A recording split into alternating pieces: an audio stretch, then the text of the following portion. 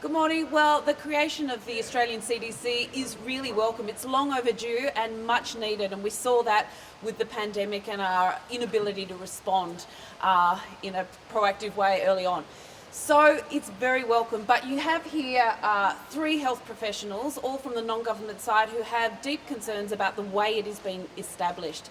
And we need to get it right from the outset, otherwise it's a big missed opportunity. The things that we're really looking at is the lack of legislated integrity safeguards within the bill to create it.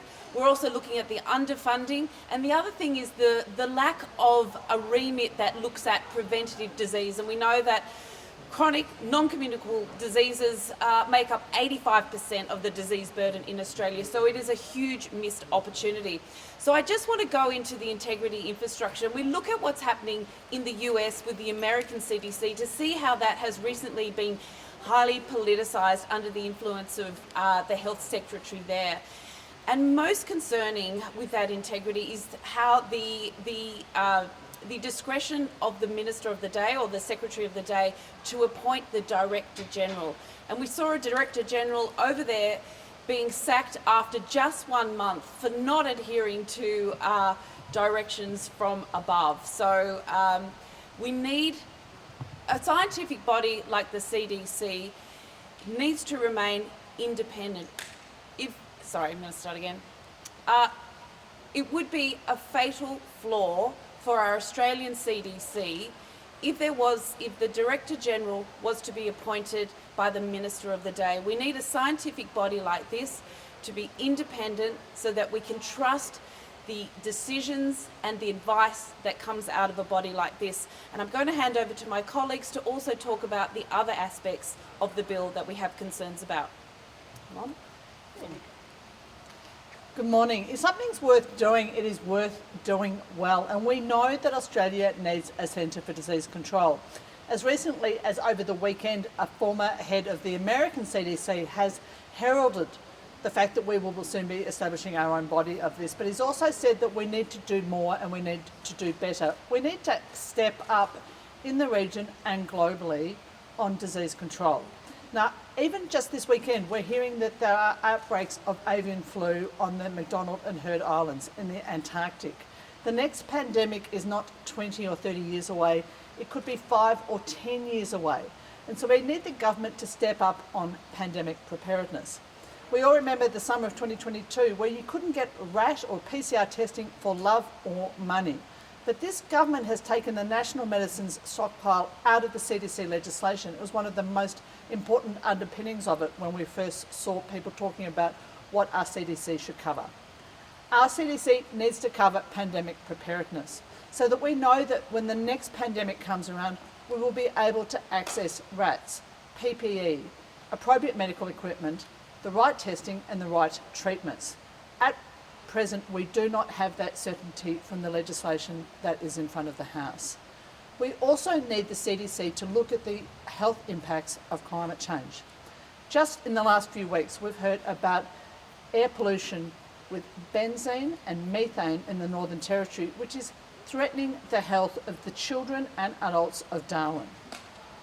As it is currently stated, this CDC will not look at the health impacts of climate change immediately, and it won't look at really important issues like air pollution. So I'll be moving amendments which are supported by the ACTU and by peak bodies from the medical side for better measuring of air quality, for better measuring of the health impacts of climate change, and for better monitoring of the environmental impact and health impact of occupational exposures as well. They're all things that would strengthen the CDC and from the outset would improve its powers and its effectiveness. Well, I'm very happy to be standing here today with my colleagues, Dr. Scamps and Dr. Ryan, and with Terry Sleven from the Australian Public Health Association. Can we see you, Terry? We're here because we care deeply about the establishment of the best practice CDC we can possibly have. Many of us have been calling for a Centre for Disease Control for our entire careers. So to be in the Parliament at a time when this bill is being legislated is exciting, but at the same time, it's rather astonishing that we're not doing everything we can as a parliament to ensure that we're setting up a Centre for Disease Control which is the best possible CDC it can be.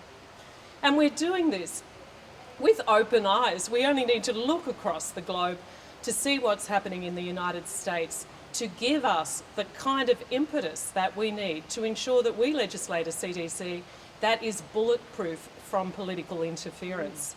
And tragically, here we are in the Parliament legislating a CDC that is not going to give us the guarantees that it's fully independent and that it has the best possible expert advice aside from any government that may come into the future and wish to interfere. And that's why we're standing here. We're standing here with hope in our hearts that we're going to get a Centre for Disease Control that's going to be fit for purpose, but with astonishment that we're actually legislating one that will not give us that assurance. Now, we've all come to the Minister with really good faith, carefully thought through amendments, not political amendments, not a critique of what the government's doing in a way that's destructive, but we're coming here with a critique that is constructive and that will add to the legislation in the areas where it's lacking. That's what good legislators do. And we do it with a lifetime of experience in the field and with the support of key experts across Australia asking us to come to the Parliament and make this legislation stronger. That's why we're here. We call on the government, show a bit of common sense here, work with us. We're here to work with you and make good on these amendments that we bring to you and legislate for a CDC that's going to set us up as a nation that leads the world in the prevention in the prevention of disease, both chronic disease and in the capacity to respond to extraordinary outbreaks such as what we saw during the COVID-19 pandemic, but sets us up as a world expert that others will look to for the most up-to-date scientific advice. The Australian people really demand this, we need this, and the government have the opportunity to do this, and frankly I'm perplexed that they're not working with us to achieve it. I'd just like to introduce Professor Terry Slevin, who is the Director of the Public Health Association of Australia. Public Health Association of Australia has been batting to establish the Australian Centre for Disease Control for over 30 years. Essentially, this agency is about fewer Australians getting crook. Who could be against that? Ultimately, the challenge is to ensure that this new entity is born a successful infant and that it grows further to be a successful agency that helps the next 5 generations of Australians from avoiding getting sick in the first place. The birth is really important. This is an exciting fortnight where the CDC will be born. We want to make sure that it has the strongest possible future, and one thing I'm keen to focus on is to ensure the coalition supports the ongoing nature of the Centre for Disease Control. There's no point having the child birth unless it makes its way through infancy and into childhood. Long-term bipartisan commitment to establish a Centre for Disease Control which is about preventing disease is absolutely key in this next fortnight. Has to go through the House, has to make its way through the Senate. The CDC is really essential for the future health of Australians for generations to come.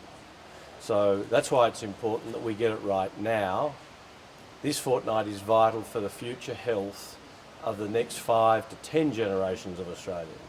So we urge all of the people who work in this House to commit to a long-term agency that will serve us not only in terms of health, but recent Productivity Commission reports tell us serve the productivity benefits of Australians. If we are healthier, we are more productive, we have a more successful economy, we have a better community. CDC is really an essential agency. This is a vitally important fortnight in Parliament, and we want all members of this House to work constructively to make sure it's a great success. Thanks. Agreed. Thanks. Great. Any questions? From the team. Thanks. Thank you. Thank you. Okay, great. Thank you. I might get coffee.